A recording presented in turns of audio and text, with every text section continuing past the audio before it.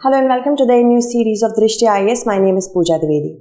The state legislature of Maharashtra has sought to rename Ahmednagar after Ahilya Bai Holkar.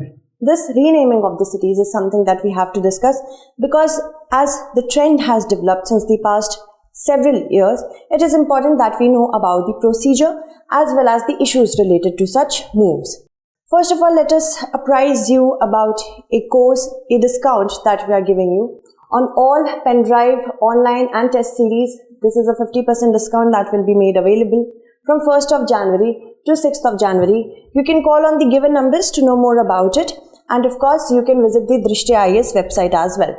So these are the many topics that we are going to discuss step by step. First one being, what is the news? Of course, the news is important.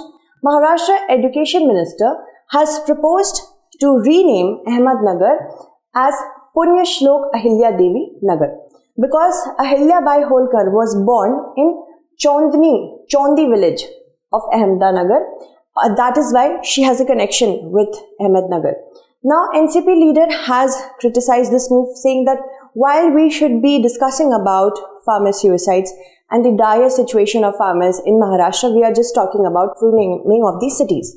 First of all, let's look at the background. See, in August 2022, two resolutions were passed unanimously in the Maharashtra state legislature. First one was to rename Aurangabad as Chhatrapati Sambhajinagar, and second one was to rename Osmanabad as Dharashiv. And that is why this background was important, because we have to know which cities are getting renamed. See, Ahmednagar is actually in the west central Maharashtra region. Okay, and it lies in the Balaghat range along the Sina river. So remember this. This could be asked in your preliminary examination. It was known as Bhinar in the early Yadava times, and according to the official website of Ahmednagar, it is said that it was a part of many important kingdoms since 240 BC. When the vicinity is actually mentioned with reference to Mauryan Emperor Ashoka, Rashtrakuta dynasty, Western Chalukyas, Delhi Sultanate ruled over it. However, Delhi Sultanate ruled indirectly over it, okay? And that was through the, of course, medieval period.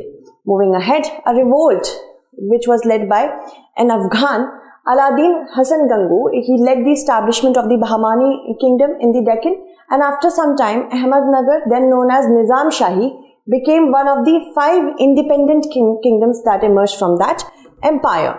See, since 1486, we are going to look at the brief history. In 1486, Malik Ahmed Nizam Shah became the Bahmani Sultanate's prime minister. Then he defeated the army of the Bahmani kingdom near Ahmednagar in May 1490. They were trying to dislodge him.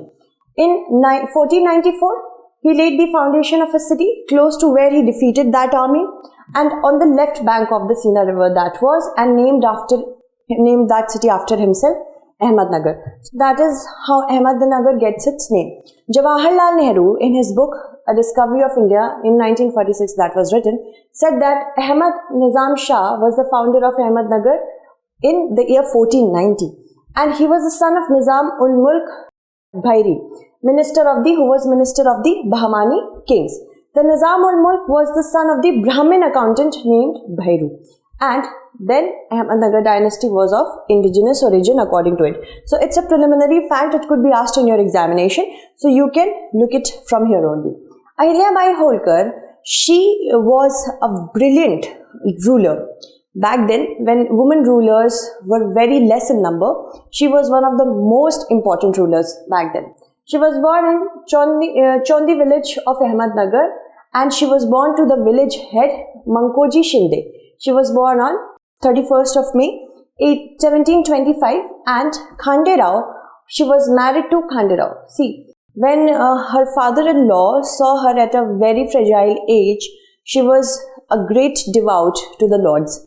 And when he saw her worshipping in a nearby temple, he thought that we should get our son married to Ahilya Bai Holkar. Then Khande Rao unfortunately died, and Ahilya Bai took control of the Malwa after her husband's death. The death was registered in the Battle of Kumbher against the king of Bharatpur in 1754, Then she, of course, was expected to perform sati, but her father-in-law intervened, telling her not to perform sati, but to rule instead. So, administrative and military strategies she developed under the guidance of her father-in-law. Then, what happens? Her son died, father-in-law died. So, what happens? She petitioned to become the Peshwa. She petitioned the Peshwa to become the ruler. Okay, she did not become the Peshwa. She petitioned the Peshwa to become the ruler. And that she was backed by the support of her army. That was also brilliant. Moving ahead.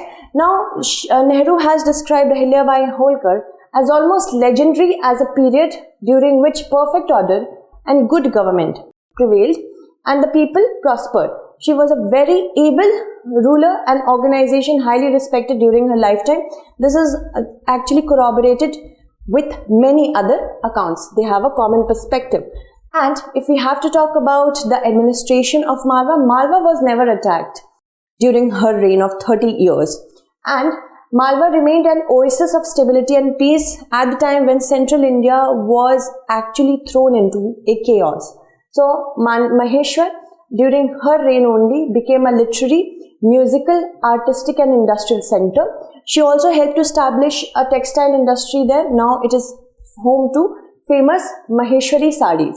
She also restored many Hindu temples, and as we see, in 1780, she had the Kashi Vishwanath temple in Varanasi rebuilt many years after Aurangzeb destroyed it. Then Badrinath, Dwarka, Omkareshwari, Gaya and Rameshwaram also had her contributions in there.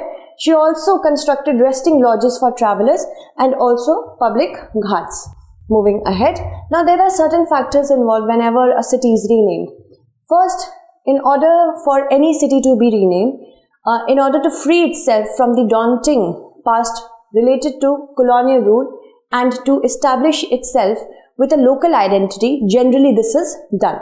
And it is mostly based on the cultural and ethno-religious grounds rather than linguistic ones. Although there have been certain instances where only minority named regions have been renamed, such as the very famous Mughal Sarai railway station was renamed after Deen Dayal Upadhyay. Lucknow's famous and historic Hazratganj Chowraha after former Prime Minister Atal Bihari Vajpayee as Atal Chowk. And sometimes it is also a short-term tactic to garner votes. So it's a vote bank as well. Moving ahead, let's talk about the procedure that is employed to change the names of the cities. It lies with the state legislatures, first of all. A request in the form of a resolution should be done by an MLA, whoever is going to propose the renaming of particular city or street. Then, second step involves the deliberation. Is it okay to change the city's name or is it not? That is the second part. Then the final step involves voting of the validity of the resolution. Majority, if the simple majority says yes, then proper implementation of the renaming will be done. If it is a no, then it will dissolve. Moving ahead, there are certain issues. First of all, it creates dissatisfaction if the name is related to a minority group in question. And it also then might give rise to chasm that grows between the majority and the minority. Sometimes it can also lead to confusion in people's mind, because since many years, if one has a congruence with the name of that particular city, it becomes pretty confusion. It gives a pretty big confusion. Enormous resources as well as paperwork is required to change the names of the cities, as well as logistics. It creates a logistic upheaval, not only for the city but for the entire state as well. It also looks at re-educating outsiders whenever they are wanting to visit some place. It might lead to confusion, and re-education is there. It leads to politicization of the community members by telling them that, see, this name has been changed because of this reason. Maybe it's a narrative or a propaganda. Satellite cartographic networks often fail to keep up with the frequency of change grounds and realities. One thing I would like to add in this particular point, that is, lot of taxpayers' money goes into this particular hole of, renaming the logistics and everything else. So I hope you understood the entire segment.